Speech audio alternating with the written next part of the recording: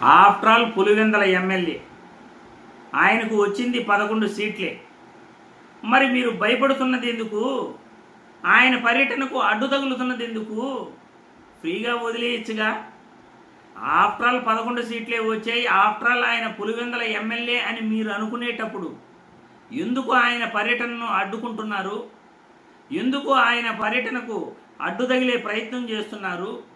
ఎందుకు పర్మిషన్ల పేరుతో ఇష్టం వచ్చినన్ని కండిషన్లు పెడుతున్నారు అని నేను ఈ వీడియో ద్వారా ప్రశ్నిస్తున్నాను. వైఎస్ఆర్సీపీ అధ్యక్షుడు జగన్మోహన్ రెడ్డి పల్నాడు జిల్లాలోని సత్తెనపల్లి మండలంలో రెంటపాళ్ళ గ్రామానికి చెందిన ఉప సర్పంచ్ నాగమల్లేశ్వరరావు స్థానిక ఎన్నికల తర్వాత కూటమి నాయకుల వేధింపులు తట్టుకోలేక ఆయన పురుగుల మందు తాగి బలవంతంగా చనిపోయే ప్రయత్నం చేశాడు. ఆ చనిపోయిన వ్యక్తి కుటుంబాన్ని పరామర్శించడానికి జగన్మోహన్ రెడ్డి ఈరోజు రెంటపాళ్ళ గ్రామానికి వస్తుంటే ఆయన పర్యటనలకు విపరీతంగా జనం వస్తున్నారు, ఆయన్ను ఎలాగైనా అడ్డుకోవాలి అనే ప్రయత్నంతో ఈరోజు జగన్మోహన్ రెడ్డి పర్యటనకు ఆంక్షలు విధించారు. దేశంలో ఏ రాజకీయ నాయకుడికి విధించినటువంటి ఆంక్షలు జగన్మోహన్ రెడ్డిపై విధిస్తున్నారు. After all Pulivendula MLA, after all 11 సీట్లు వచ్చిన వ్యక్తికి మీరు ఎందుకు భయపడుతున్నారు, ఎందుకు ఆంక్షలు విధిస్తున్నారు అనే ఈ వీడియో ద్వారా నేను ప్రశ్నిస్తున్నాను. మీరే కదా అంటున్నది after all Pulivendula MLA, after all ఆయనకు 11 సీట్లే వచ్చాయి అని. ఆ 11 సీట్లు రావడానికి 40% సీట్లు వచ్చిన వ్యక్తికి 11 సీట్లు రావడానికి కారణం ఏంటో అనేది రాష్ట్ర ప్రజలందరికీ తెలుసు.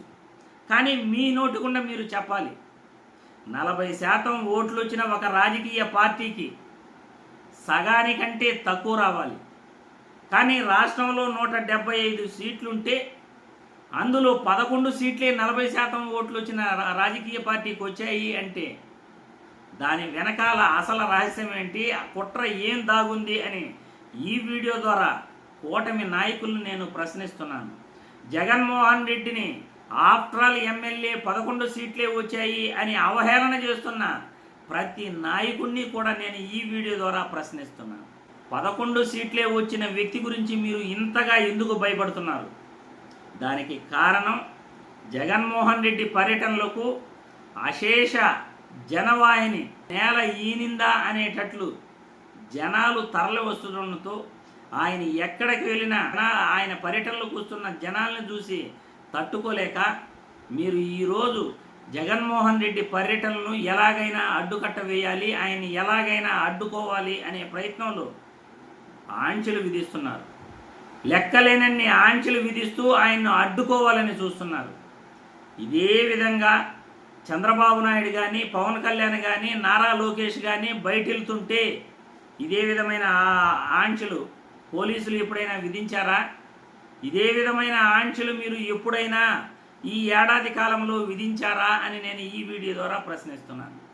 ప్రజాస్వామ్యంలో ఒక మాజీ ముఖ్యమంత్రి, ఒక పార్టీకి అధ్యక్షుడు, ఆయన వాళ్ళ కార్యకర్తలను కలవడానికి, వాళ్ళ కార్యకర్తలను పరామర్శించడానికి, జనాల సమస్యలు తెలుసుకోవడానికి ప్రజల మధ్యకి వెళుతుంటే, కుటుంబాలను పరామర్శించడానికి వెళుతుంటే అది తప్ప?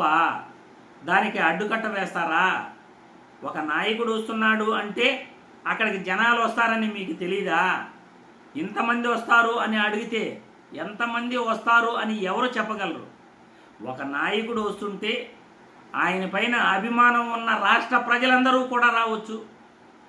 ఎంతమంది వస్తారు అనే దానికి ఎలా లెక్కలు కట్టేది?